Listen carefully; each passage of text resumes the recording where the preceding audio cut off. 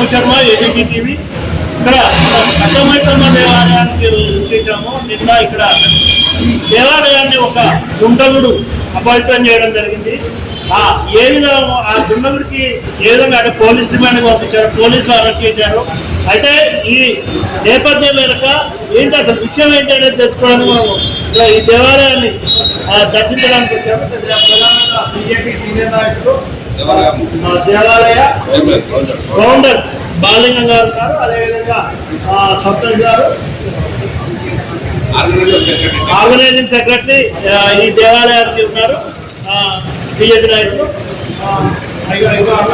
దేవాలయానికి సంబంధించిన ఇంకా కమిటీ ఉన్నారు. తెలుసుకుందాం ఏమైంది ఇంకా సాయంత్రము 8:30 గంటల తర్వాత ఈ యొక్క దేవాలయం చూసేసి బ్రాహ్మణులు వాళ్ళ ఇంటికి వెళ్ళిపోయిన తర్వాత దాదాపు 9 గంటలకు రాత్రి సాయంత్రం 9 గంటలకు ఒక పథకం ప్రకారంగా అన్య మతస్థుడు అక్రమంగా దేవాలయంలోకి ప్రవేశించి దేవాలయాన్ని అపవిత్రం చేయడానికి పథకం వేసుకున్నాడు.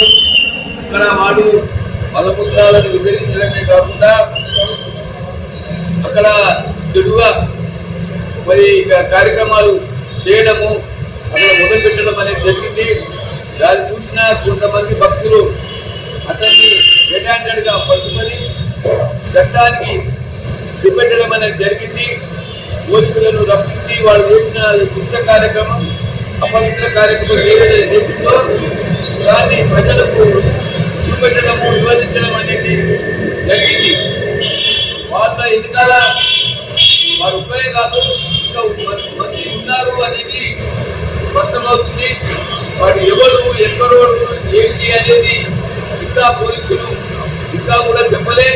నిన్న సంధి ఈరోజు మధ్యాహ్నం 2 గంటల వరకు కూడా ప్రజలందరూ కూడా మల్కాజిగిరి ప్రజలు, భక్తులు, యోగినీలు, అదేవిధంగా బీజేపీ కానీ బజరంగ్ దళ్ కానీ, విశ్వ హిందూ పరిషత్ కానీ, కాంగ్రెస్ సంబంధించిన వాళ్ళు కూడా అందరూ మరి హిందూ బంధువులందరూ కూడా దేవాలయ ప్రాంగణంలో వచ్చి ఈ జరిగిన సంఘటనకు విచారణ చెప్పడం కాకుండా పెద్ద ఎత్తున ధర్నా కార్యక్రమం ఈరోజు కొనసాగింది. రాత్రంతా కొనసాగింది. ఇక ఉదయం అంతా మధ్యాహ్నం దాకా కొనసాగించడం అనేది జరిగింది. పోలీసులు మరి ఎంఆర్ఓ తీసుకొని వచ్చి వాళ్ళు అందరికీ ఇక్కడ జరుగుతున్నటువంటి ఏదైతే ధర్నా ఉందో ఆ ధర్నా ముందర వాళ్ళు ఒక మాట చెప్పడం జరిగింది. వారిని రిమైండ్కి పంపించినాము, వారి మీద చట్టపరమైన చర్యలు ఉంటాయి, మళ్ళీ మేము దేవాలయానికి ప్రొటెక్షన్ ఇస్తాము, ఇంకా ముందు ఇలాంటివి జరగవు అని అనేకమైన మాటలు వాళ్ళు చెప్పి ఇక్కడ అందరినీ ఓదార్చడము, వాళ్ళకందరికీ శాంతిని చేయడం అనేది కూడా వాళ్ళు చేశారు. చేసిన దాన్ని బట్టి భక్తులందరూ కూడా శాంతించి పోలీసులు మరి ఎంఆర్ఓ గారు దీని చర్యలు చెప్తున్నారు కాబట్టి అందుకని మేము ఒక దినం గడువు పెట్టి పోస్ట్పోన్ చేయడం అనేది జరిగింది. రేపు ఈ దేవాలయంలో కమిటీ సమావేశం ఉంది.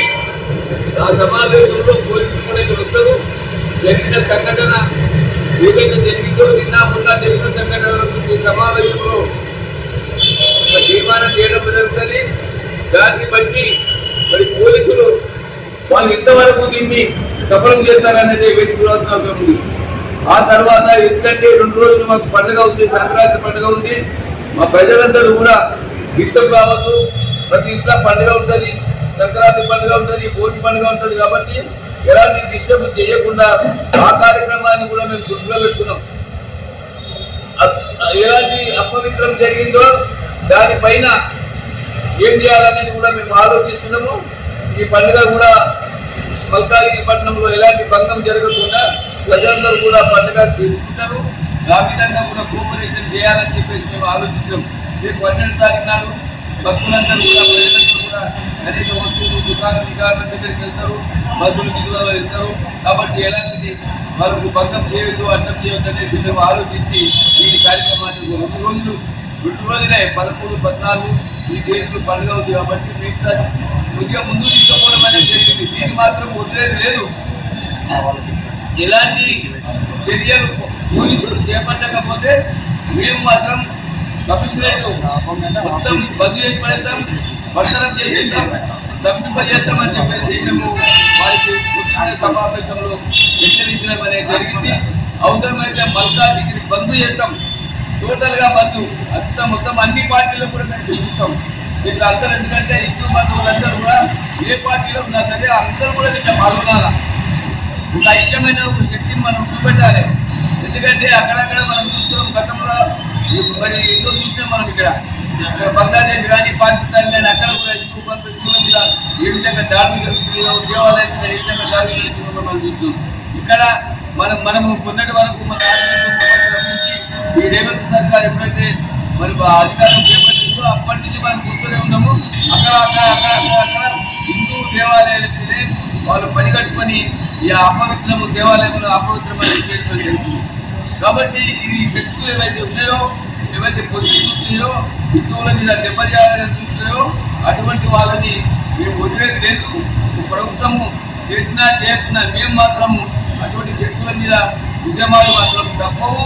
మేము కూడా ఈ జాగ్రత్తగా ఉండి ఈ యొక్క కార్యక్రమాలు ఏవైతే ఉన్నాయో దైవ కార్యక్రమాలను శుభ్రం మేము చేస్తాం. ఈ దేవాలయంలో కూడా అపవిత్రం చేస్తుంది. కాబట్టి ఇక్కడ రేపు సమావేశంలో ఒక నిర్ణయం తీసుకుంటున్నాం. ఏంటంటే ఇక్కడ హోమాలు జరిపి కొన్ని రోజులు హోమాలు పెడతాం.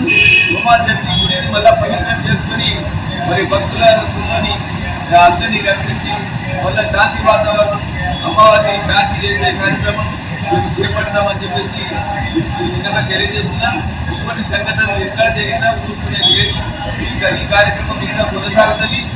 దీన్ని మరి వదిలిపెట్టేది లేదు. ఇలాంటి జరగకుండా మేము ఈ యొక్క అన్యమతస్తులని హెచ్చరిస్తున్నాం. ఇటువంటి కార్యక్రమాలు మానుకోమని చెప్తా ఉన్నాం.